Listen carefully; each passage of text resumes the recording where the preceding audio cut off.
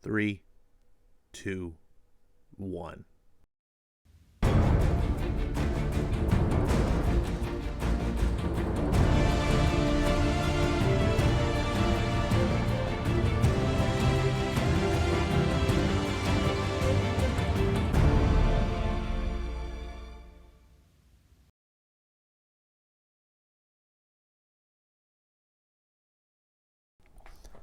What's going on, everyone?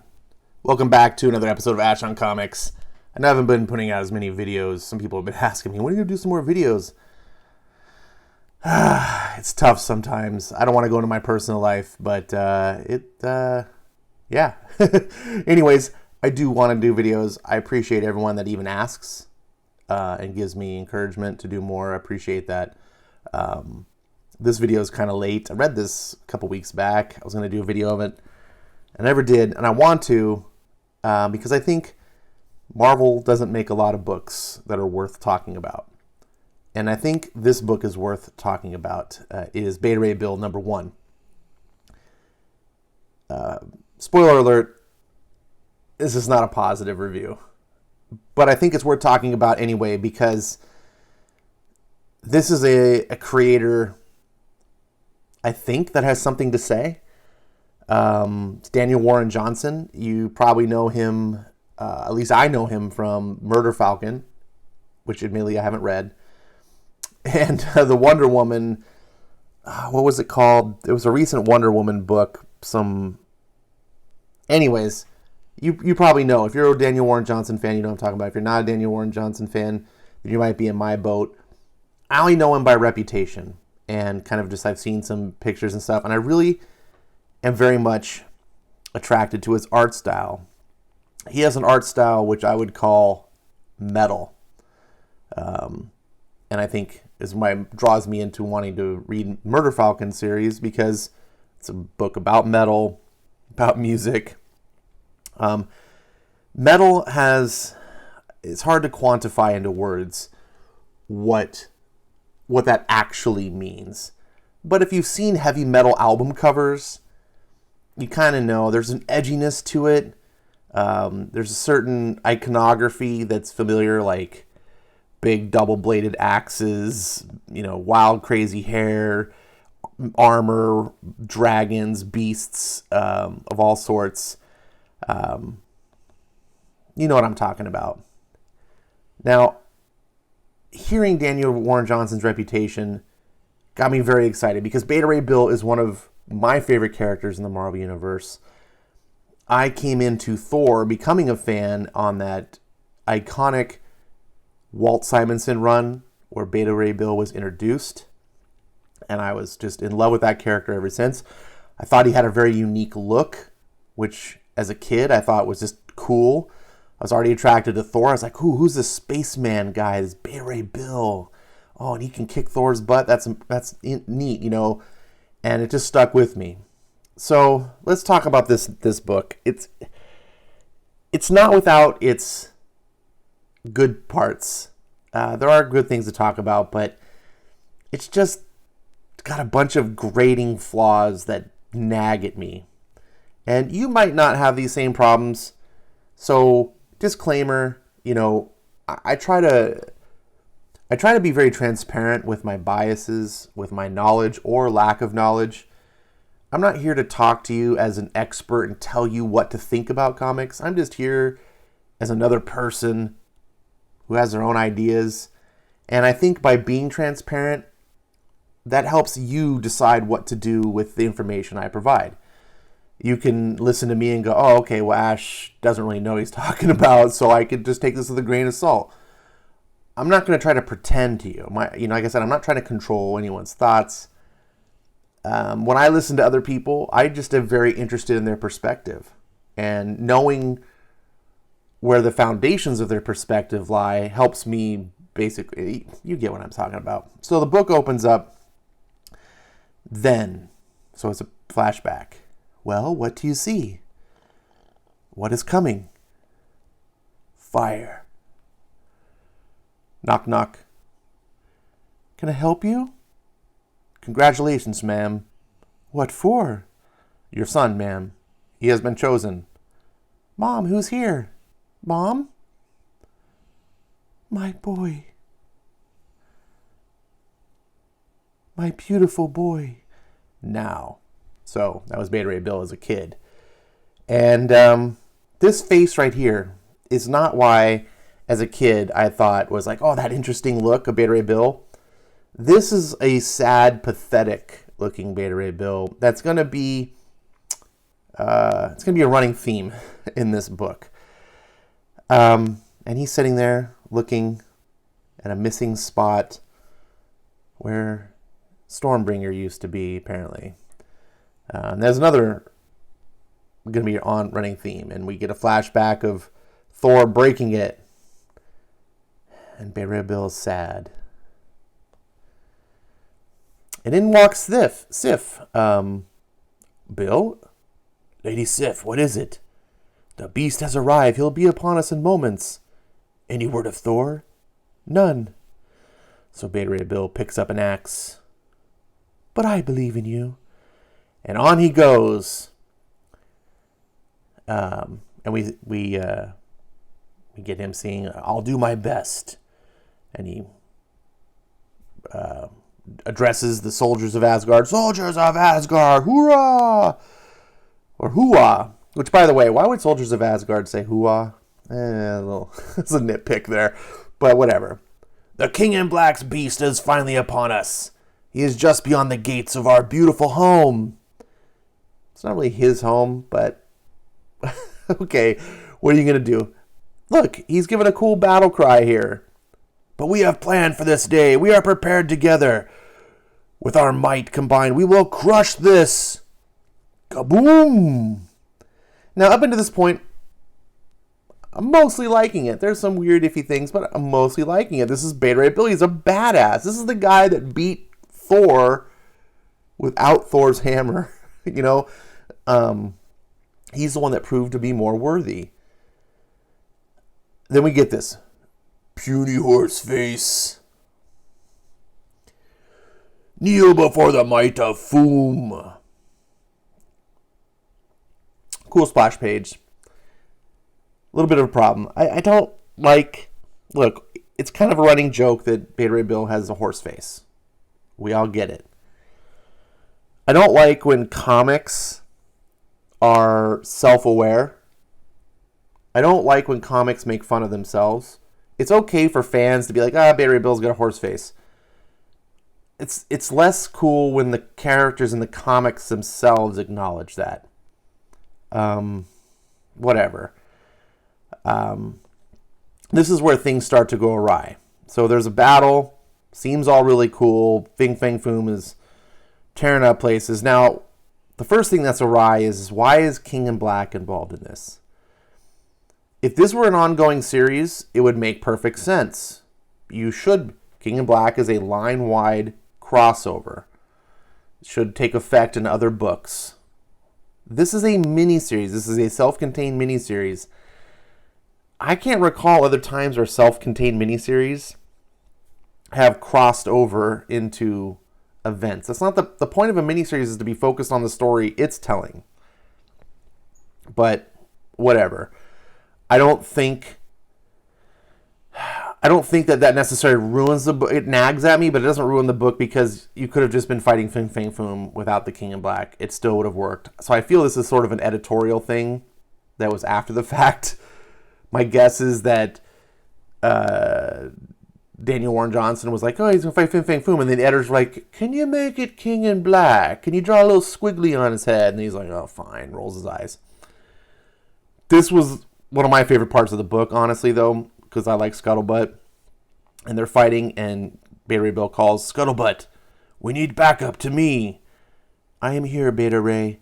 Gauze cannons engage, commencing assault. And I'm just a big lover of sci-fi space opera, battleships type thing, and it just does a big broadside into Fin Fang Foom.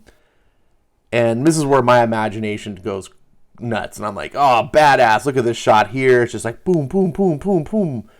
Just firing volley after volley into this big dragon. And Beta Ray Bill's coming in. You know, like I said, this is just metal.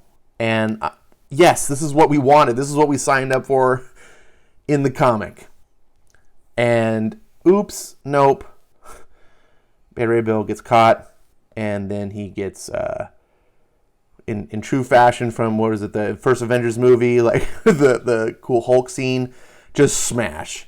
He's basically revealed as pathetic. And we see hovering over the site is Scuttlebutt, lost visuals. But Fin Fang Foom is not done. He grabs the big starship and then tosses it at the battlements, crashes through, and you're just like, good lord, Fin Fang Foom is not to be trifled with. Which is cool. That's how we want our villains. We want tough villains. Beta Ray Bill, still not done. He grabs the tail, smashes him, and you're like, okay, the middle part of the book was cool. This is what I wanted to see. But unfortunately, once again, Beta Ray Bill's ineffective, gets punched. And we get the reminder, I love horse meat. Yay, horse, we get it. Yeah. Now, an overwhelming force or a unbeatable villain is a good way to do things in writing. The more badass your villain is, the more awesome your hero is when he can defeat said villain, right? So it's hard to critique that, but the reason I'm sounding negative here is because this is not how the story goes. So he says, I love horse meat, and then out of nowhere, krakoom, lightning strikes, and Thor shows up, saves the day. Thor has returned, hurrah, woo! And everyone's like, Thor, that was amazing, oh, hooray! And that's the end of the fight. So the big Fin Fang Foom kicked the shit out of Beta Ray Bill, who got one lick in, one time, and then his ass just smashed. But he didn't get to overcome anything. Thor comes in, saves the day. And then we see him pouting over here in the corner. And he's all upset, and here's Thor, ladies all over Thor and stuff. And he's just like, fuming. And then, hey! And he's like, ah! Jeez, Pip, you scared me. And I was like, oh, rolling my eyes. So Beta Ray Bill got scared. Like, who are you writing here? This is Beta Ray Bill. This is the dude that beat Thor without... he scared me. Oh. So then Bill's walking away, all pathetic, pity party, and Sif shows up. You leaving the party already? Well, And she's just all over him. Looks like you owe me 2 drinks now. And they're walking away like, ooh, gonna get some. And it's like stumbling in all over each other. Kiss, kiss. Oh, tear off the clothes. Oh. And then in one of the most cringy scenes I've read in a comic book in a long time. So, how does this work? What do you mean? Your humanoid form. At night? Oh, is it you don't change back at night? Oh, I thought you knew. Knew what? My hammer, Stormbreaker. It was how I was able to change back to my normal self, but Thor destroyed it. But when you were in humanoid form, and only because the blah blah blah reasons, excuses. Oh. Awkward. Bill, I'm sorry. Sif, please. I understand. I'm not blind. Chuck. Look at this. Look at this. Drink this in. This is not what you signed up for when you bought this book off the rack. Bill's never going to be able to get it up again. Meanwhile, we get a flashback. That's kind of cool of Beta Ray Bill when he was a kid, undergoing the Steve Rogers super serum process. Kid. Now, by the way, I got to stop for a second. Going back to the whole Sif thing. First of all, this is me. Not everyone feels this way, obviously, but interspecies relationships are a little bit cringe on the surface, right? Being attracted to an alien species, I'm not talking Star Trek aliens where they pretty much look the same except they have pointy ears or they got like a little ridge on their nose or something, but they're mostly human. That makes sense. But an alien species that barely looks human at all. And by the way, these guys, they don't look human. Look, they don't even have noses. They have no pupils in their eyes. I would not be attracted to this. I would not expect any woman would be attracted to one of these. What difference does it make if you have a horse face? I find that really weird when you get down and think about it. I know that it's comics, and when I was a kid, I didn't think of anything of it because it was just, I was barely into puberty. I was just like, whatever, relationships. But as I get older, I go, this is kind of disgusting. Interspecies relationship is just kind of like interspecies relationships on Earth, like bestiality. You know, like that's weird to me. I don't think that this is necessarily like, oh, why would, anyway, you get what I'm saying? It's like dancing around stuff. But I liked this scene because it's Beta Ray Bill meets Scuttlebutt for the first time. And we get this line at the end where he's like, Scuttlebutt, I'm scared. What will happen to me? I do not know, but I will be with you through it all, no matter what. I will always be here. And we flash back to the forward, and we see Beta Ray Bill going towards his ship, which is awesome. And then it's ruined because he's like, Scuttlebutt, yes, Beta Ray? Prepare the engines. We're leaving. And Thor shows up, says, where are you going, my bro? I'm going away from here. Well, but why? How could you not know? Whenever I revel my own victories, you are there to take the glory. He's like a big crybaby. He's like, ugh. This is not the Beta Ray Bill that beat Thor to save his race. This is the one that wallows in self-pity because he doesn't have a hammer anymore, and Thor is responsible, and I'm not good enough, and I gotta go. I gotta go find Thor. Why? To make myself beautiful again.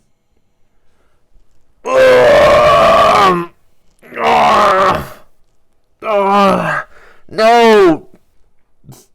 Beta Ray Bill never once, I mean, please correct me if I'm wrong, ever wallowed in self-pity about his looks. All he cared about was saving his race. He was proud that he underwent this super serum thing that turned him into this super being for his race so that he could fight, I forget what they were called, some demon creatures or whatever. He was proud. He was a hero to his people. And he was alone, and he suffered because of it, but he would do it all over again.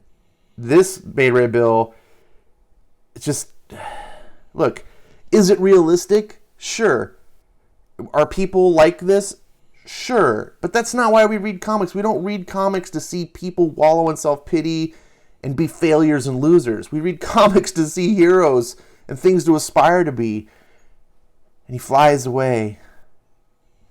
And the last scene we get is just, to be continued. Second last, look, he's looking. I don't want to read this. You know what I want to read? This. This guy is not this guy. Now, I've talked to other people, and some people like really like the guy at the comic book store that I bought this from. He really liked it. Maybe it's because he never read this. I don't know. But this is low T Beta Ray Bill. This is high T Beta Ray Bill. This is a hero. This is a loser. Hero, loser. This book is a failure. There are cool things about it. I wanted to like this so much, but I just ultimately didn't. There you have it. What did you think? Your comments down below is valuable. Sorry this is late. But hey, gave you plenty of time to read it so I didn't have to spoil stuff for you. Love to hear what you think. Put it down below. Like I said, repeating myself. Thanks for watching this video. I'll see you next time.